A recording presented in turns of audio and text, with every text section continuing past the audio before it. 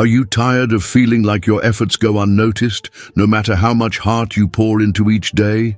It's frustrating to believe you're giving your best, yet realize that others barely acknowledge your presence or contributions. Sometimes it feels as though you're speaking into an empty space, waiting for someone, anyone, to truly see what you bring to the table.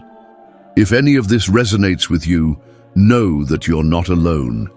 Many people struggle with the sense that they're constantly overlooked or undervalued. Today, let's talk about why that happens, and more importantly, the changes you can make to start receiving the respect you've been seeking. Before we begin, I'd be grateful if you could tap the like button. That small action helps spread these conversations and allows more people to explore the practical insights of Stoicism.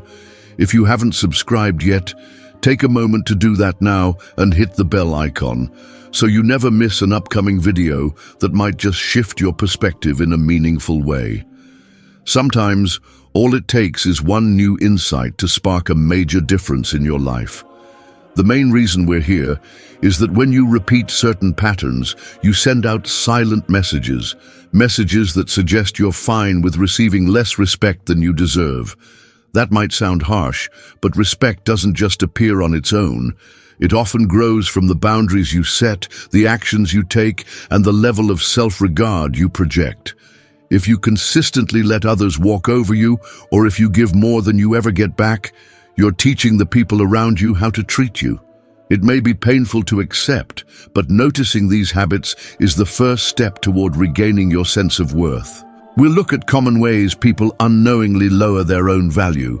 Being too available, constantly chasing approval, explaining themselves excessively, tolerating disrespect, overgiving with no reciprocation, indulging in gossip or constant complaining, and allowing others to control their emotions. Each of these habits can slowly erode how you're treated in everyday life.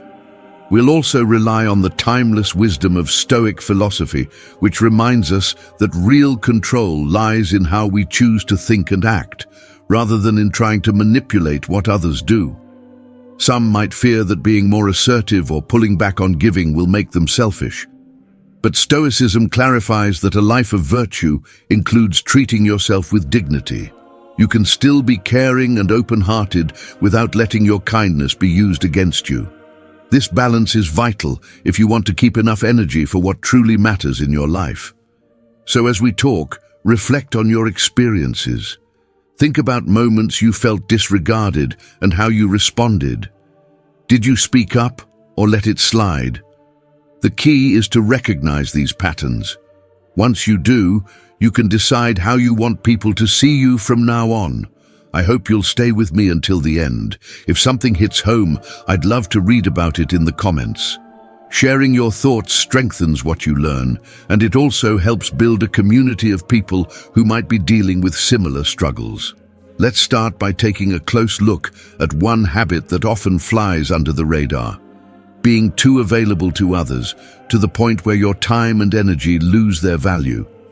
When you're constantly available, it can chip away at how people regard you. Picture this. A friend calls you at odd hours, expecting you to drop everything and cater to their needs. You agree because you care about them and want to help. At first, it feels good to be supportive, but over time you may notice that this friend assumes you'll always say yes. Their requests get bigger and the thank yous get fewer. They might not even realize they're imposing. They're just used to having unlimited access to you. And you might start resenting it, wondering why they never acknowledge the cost to you. That's how constant availability silently lowers your worth.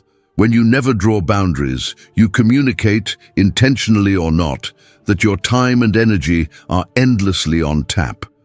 People might not mean to disrespect you, but they slip into a mindset where your help is expected rather than earned. It can happen with friends, family, or colleagues. You might tell yourself you're just being kind, but in reality, it diminishes your presence. It's like watering a plant non-stop. Eventually, you flood the soil and the plant struggles. Human relationships are no different. There needs to be a balance. In contrast, think about when someone's time is limited. people pay closer attention. They appreciate those moments more because they're not taken for granted. Stoic teachings emphasize that your resources, especially your time, are precious. By setting boundaries, you remind yourself and others that your availability is valuable. This doesn't mean cutting people off. It means respecting your own capacity enough to say no when you're stretched too thin. It can feel uncomfortable if you've lived by a habit of always saying yes. You might fear others will think you're suddenly distant or uncaring, but if they truly value you, they'll adapt. They may even start to value your time more when they see you protecting it.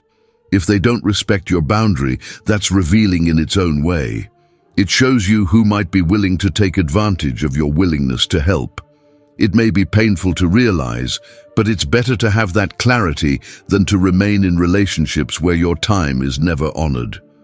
There's another upside to limiting your availability. It creates room for you to care for yourself. When you're perpetually saying yes, you might end up exhausted, physically, mentally, or both. You might struggle to find the energy for your own goals because you're too busy catering to everyone else's needs. When you pull back slightly and allocate your time more thoughtfully, you regain the bandwidth to work on what fulfills you. That could be a new hobby, career development, or simply getting some overdue rest.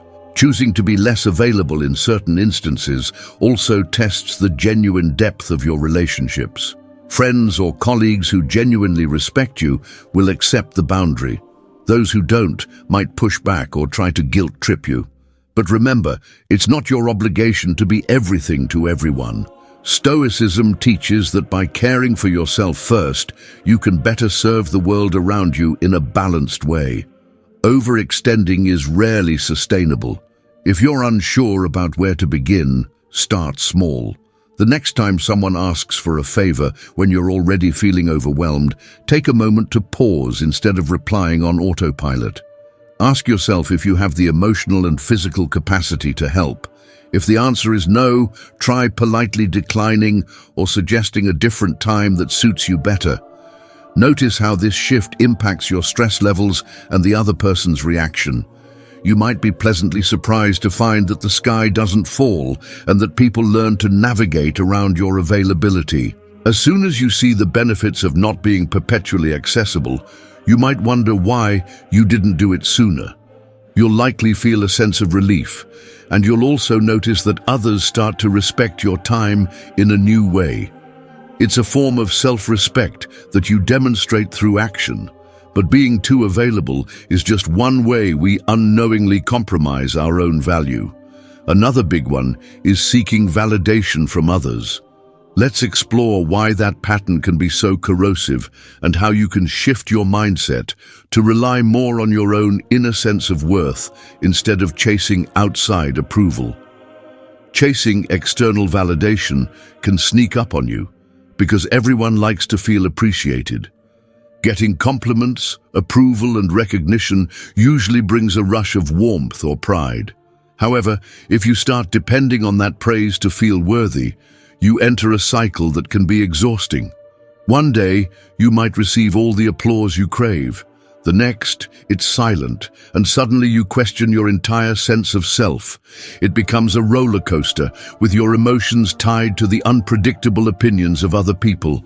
Stoicism teaches that your core stability should come from within. If you let someone else's view of you become the deciding factor in your self-esteem, you give away the one thing you truly control, your own perspective. When you rely on external approval, you end up contorting yourself to match what you think people want, whether that involves altering your style, your opinions, or even your basic behavior. Over time, you might not recognize yourself because you've molded your identity to fit someone else's approval rather than discovering who you genuinely are. Imagine walking into a social gathering with the sole aim of making sure everyone likes you. You might laugh too loudly at jokes you don't find funny or agree with opinions you don't hold. Eventually, you lose sight of your authentic preferences. The irony here is that most people respect genuine authenticity far more than they respect someone who seems to shift with every breeze. Sure, you might temporarily avoid conflict by going along with everything, but you also avoid forming genuine connections because people can sense when someone isn't being real. External validation also has a fleeting nature. One day, people might cheer you on because you align perfectly with what they find impressive. The next day, the trends or moods change. If you've built your self-esteem around that applause, you'll feel lost or betrayed when it disappears. By placing your sense of self in the hands of others, you create a vulnerability that can quickly lead to anxiety or even despair. That's no way to live. Authentic respect is rooted in an inner confidence that can weather the ups and downs of public opinion.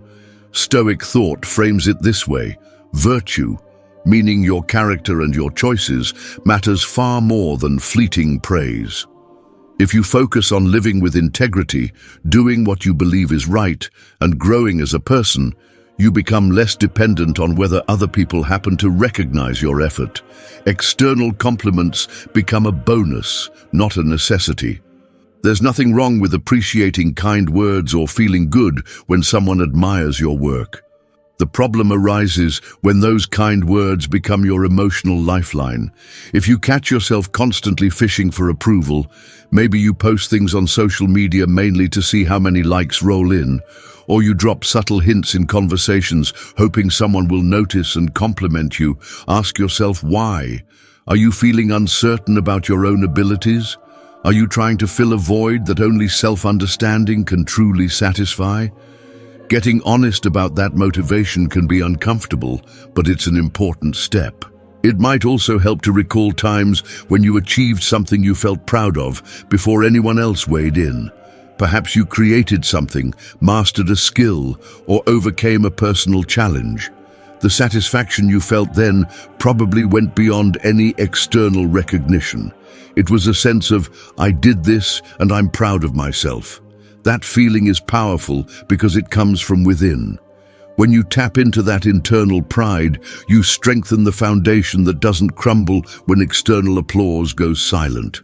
Remember, Stoicism doesn't say you must reject every compliment or ignore feedback entirely.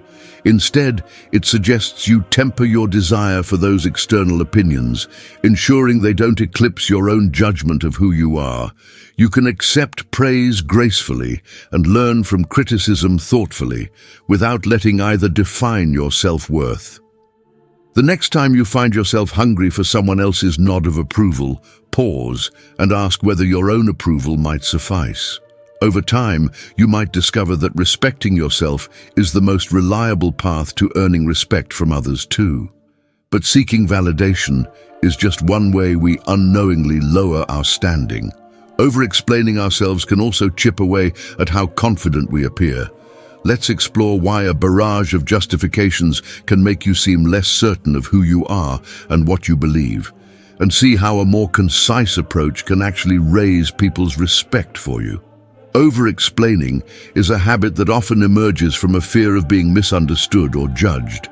You might start talking and feel compelled to detail every bit of context, thinking that the more you clarify, the less likely you'll face criticism or disapproval. But endless justifications can backfire. When you flood conversations with a stream of explanations, you risk conveying uncertainty about your stance. It's like you're begging others to confirm you're making sense rather than confidently stating your position. Picture a scenario where a friend asks why you can't attend an event. Instead of calmly saying, "I have other obligations that day," you launch into a detailed monologue about your hectic schedule, how you wish you could come, how you'll try to rearrange things, and how guilty you feel for missing out. Sometimes you might even apologize repeatedly, even though you've done nothing wrong. While you might think you're being polite, you could be sending a subtle message that you're unsure of your own decisions. People pick up on that energy. Confidence doesn't require a lengthy defense. It often shows through conciseness. There's a quiet strength in stating your reason briefly and moving on. Stoic philosophy underscores self-sufficiency, the belief that you don't owe everyone an in-depth justification for your actions or choices. Of course, there are times when context can be helpful, especially if you're collaborating with someone or want to show respect, but there's a line between being transparent and oversharing to the point of exhaustion. Over-explaining can also drain you emotionally. You spend so much time and mental energy trying to predict every possible objection or misunderstanding. This can lead to anxiety. You might replay conversations in your head afterward, worrying whether you justified yourself enough or whether people still misunderstood. By contrast, stating your position clearly and concisely and trusting others to accept it frees you from that burden. Another element that plays into over-explaining is a desire to be liked. You might think that if you just clarify things enough, people will understand you perfectly and have no reason to judge. But not everyone will see the world the way you do, regardless of how thoroughly you explain yourself. And that's okay. You're allowed to live by your own convictions without seeking everyone's approval.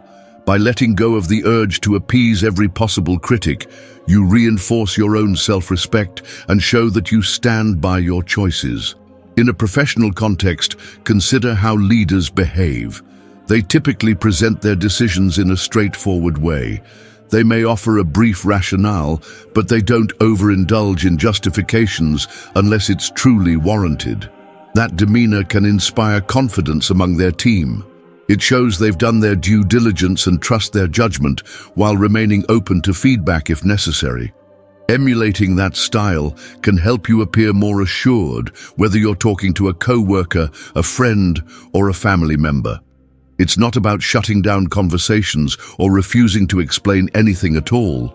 It's about recognizing the difference between sharing relevant information and launching into an exhaustive defense of your every move. If you sense you're crossing that line, talking in circles, repeating the same points, or piling on excuses, take a moment to pause. Ask whether you've said enough to be clear. If so, trust that clarity and let the conversation unfold naturally. Now that we've examined how over-explaining can undermine your confidence, let's address another barrier to respect: tolerating disrespect. When people treat you poorly and you just let it pass, you send a message that this behavior is acceptable. Over time, that can severely dent your sense of worth. Let's see why speaking up when disrespected is crucial to maintaining the respect you want from others. When someone disrespects you, maybe they belittle your ideas in a group setting or use a harsh tone for no good reason, you might be tempted to brush it off. After all, who wants to create tension? Yet every time you remain silent, you essentially grant them permission to continue.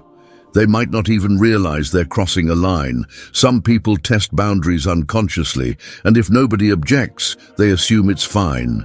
There's no need to respond with hostility. In fact, Stoic thought advises against letting anger control you. A calm, measured response can be more potent. Suppose a colleague interrupts you repeatedly in a meeting. You could pause, wait for them to finish, and then say, "I wasn't done sharing my thoughts. I'd appreciate finishing before we move on." That statement doesn't attack them. It simply asserts that you also deserve the floor. The immediate benefit is that you acknowledge your own right to be heard. The deeper benefit is that you teach people how you expect to be treated. Some fear that addressing disrespect will make them look confrontational, but it's often the opposite. When you stand up for yourself without aggression, you're showing confidence and self-control, which can increase people's respect for you. If you always let things slide, though, you might store up resentment. That resentment can eventually explode at a minor incident, or it might eat away at your self-esteem quietly over time. Neither outcome is healthy. Another point to consider is that not every act of disrespect is intentional. Sometimes people speak or act insensitively out of habit or ignorance. By calmly addressing it, you give them a chance to understand the impact of their behavior and possibly correct it. If they become defensive or continue to treat you poorly, at least you know where you stand. Then you can decide whether that dynamic is worth maintaining. It's not about being aggressive or demanding everyone treat you like royalty. It's about making it clear that you won't tolerate being put down or dismissed. Stoicism emphasizes virtue, but it also emphasizes justice. Treating yourself with fairness is just as important as treating others kindly. If you neglect your own dignity, you're not practicing genuine virtue. You're practicing self-neglect. And people often mirror the way we treat ourselves. If they see you treating yourself as though you don't matter, they might mimic that attitude. In social settings, someone who calmly addresses disrespect can earn the admiration of bystanders. They see that you're not passive. You're not easily bullied or silenced. You don't need to yell or insult back. You simply stand firm. That controlled approach speaks volumes about your character. Over time, it changes the unspoken rules of how people interact with you. They come to realize that belittling you or crossing boundaries isn't going to go unnoticed, so they adjust their behavior. One reason people tolerate disrespect is fear of losing relationships. They worry that if they call out a friend or loved one, things might become awkward. However, a relationship built on the condition that you have to swallow disrespect to keep the peace isn't much of a relationship at all. Honest communication, even if it's momentarily uncomfortable, can lead to stronger, healthier bonds. If someone leaves your life because you drew a reasonable line, it suggests they weren't willing to treat you with the basic respect you deserve. Facing disrespect head-on can also help you understand yourself better. Each time you stand up for what's right, you reinforce your self-worth. You gain clarity on where your boundaries lie and feel a sense of integrity for holding those boundaries. It's empowering to realize you don't have to accept bad treatment, that you have a voice and can use it. And this clarity will be immensely useful as we explore another pattern that often causes us to feel undervalued: overgiving without reciprocation. Overgiving can look noble, but when it's not reciprocated, it takes a toll. You might find yourself doing favors left and right, always being the one to reach out, or constantly investing in someone else's well-being, only to notice they rarely check in on you or offer support in return. After a while, you feel exhausted and underappreciated. The effort you make starts to feel like a one-way street, which can lead to bitterness or a sense of being used. Stoicism encourages a balanced approach to giving. It's good to be helpful, kind, and supportive, but not to the point where your own well-being is sacrificed. If you're pouring from an empty cup, both you and the people you're trying to help lose out. Your generosity might even become invisible if it's always there, because the people around you start to treat your efforts as normal or expected. This isn't necessarily malicious on their part. Humans often adapt to whatever environment they're in. If that environment features you constantly going above and beyond, they might stop noticing the extra mile you're traveling. At that point, you might feel resentful. You keep doing more, hoping they'll appreciate it, but the acknowledgement or reciprocation never quite comes. This doesn't mean you should stop caring for people. It means you should be mindful of where you invest your resources. Notice who values and respects your contributions and who doesn't. By directing your energy toward mutual exchanges, you maintain a sense of equality in your relationships. That's where real respect thrives, because it's based on give and take rather than endless giving on your part. Sometimes people overgive because they believe it's the only way to hold on to a relationship. They fear if they don't keep offering favors or time, the other person will drift away. But a relationship that hinges on endless sacrifices from you isn't healthy. True connections flourish when both parties contribute their share. Maybe not always equally, but at least in a way that feels fair to both sides. When you scale back your overgiving, observe how the other person reacts. If they're genuinely invested in you, they'll step up. If they disappear, you've learned an important lesson about how they valued you in the first place. Another side effect of overgiving is that it can distract you from your own goals and needs. You might always be busy looking after someone else's crisis or project, leaving no room to advance your own life. Stoic wisdom reminds us that our time on this earth is finite and precious. By constantly placing others' demands ahead of your own self-care, you can end up feeling drained, burned out, and even resentful toward the people you intended to help. That resentment might spill over into your daily mood, affecting other relationships too. If you're realizing you're an overgiver, try pulling back slightly and see what happens. You don't have to make a big announcement or cut anyone off abruptly. Just be more selective about when and how you offer your time or resources. Notice if certain people still reach out, ask how you're doing, or offer assistance when you need it. This self-awareness often reveals which relationships are truly supportive and which are lopsided. Protecting your energy is part of respecting yourself, and when you respect yourself, you lay the groundwork for others to respect you as well. Now let's shift to a different pattern that can quietly diminish your value: gossiping and complaining. On the surface, venting about your problems or chatting about others' flaws might feel like harmless relief. But let's see why these habits can push people away and stop them from viewing you as someone who commands respect. Gossiping and complaining often take center stage in casual chats. You had a bad day, so you talk about how awful your boss is. You're irritated by a friend's behavior, so you vent endlessly to anyone who will listen. It might feel good in the moment, releasing pent-up frustration or bonding with someone else over a shared grievance. But if this becomes your go-to mode of conversation, people might associate you with negativity. They might worry you'll talk behind their back too, or they might feel drained because they never hear anything positive or solution-focused from you. High-value individuals typically steer clear of gossip because they recognize it as a waste of time and moral energy. Stoic philosophy suggests focusing on what you can improve, and gossip rarely leads to improvement. It usually just amplifies criticism or negativity. The same goes for non-stop complaining. While it's healthy to acknowledge problems, it's more productive to look for solutions. When you constantly point out what's wrong but never discuss how to make it right, you appear stuck in a loop of dissatisfaction. If you're unsure whether you've fallen into these habits, pay attention to your conversations. How often do you find yourself criticizing others or rehashing the same complaints? Do you notice a pattern of complaining for the sake of complaining with no constructive angle? If you do, try shifting your energy toward problem solving or simply discussing more uplifting topics.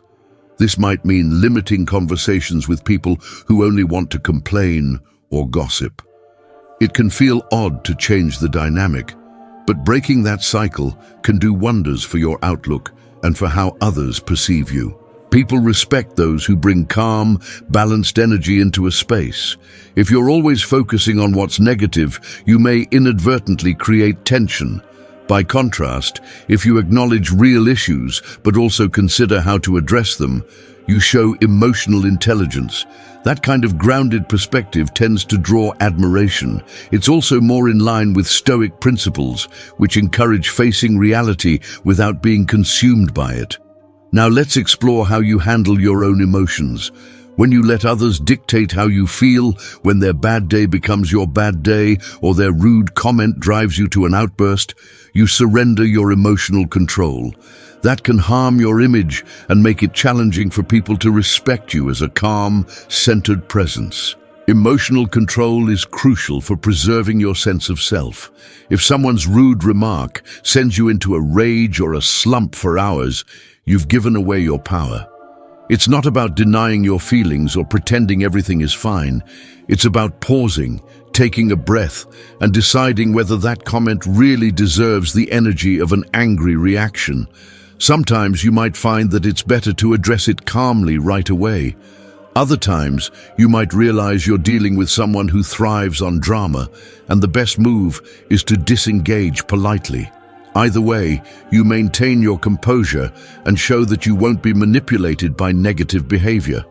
Remember, Stoicism doesn't advocate suppressing all emotion.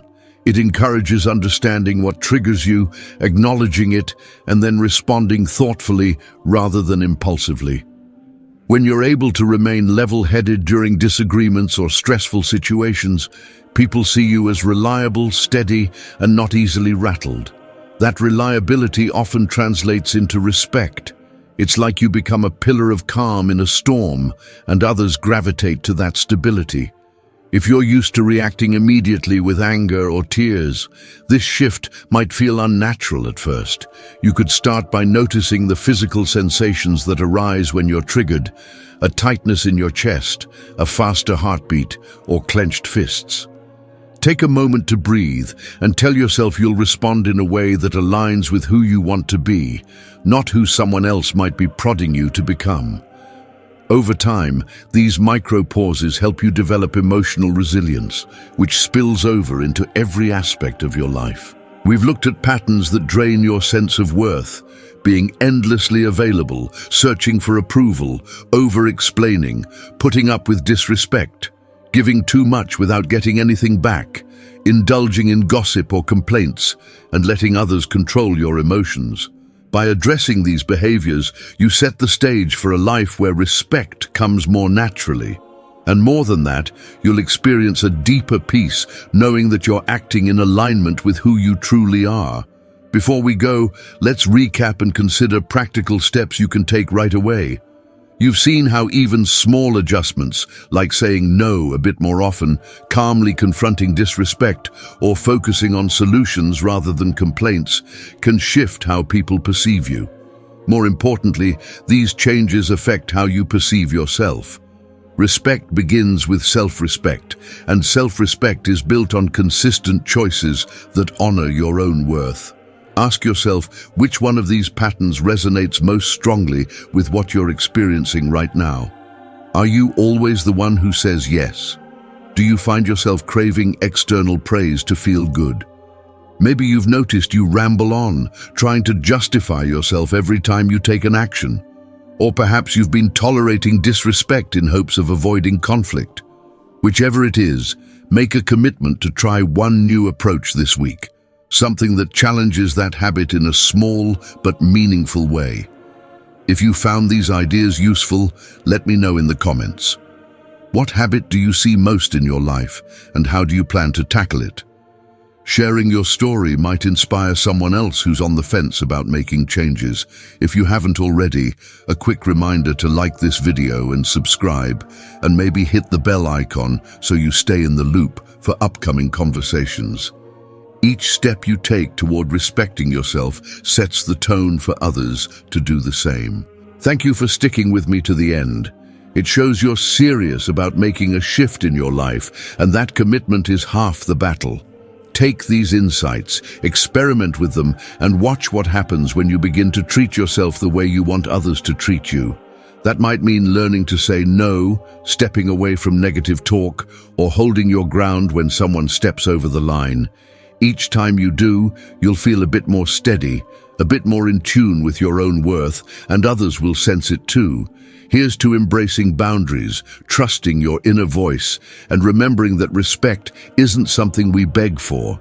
It's something we cultivate by the way we live. I look forward to hearing your experiences, and I hope these reflections help you take a step toward a life where you no longer settle for less than you deserve.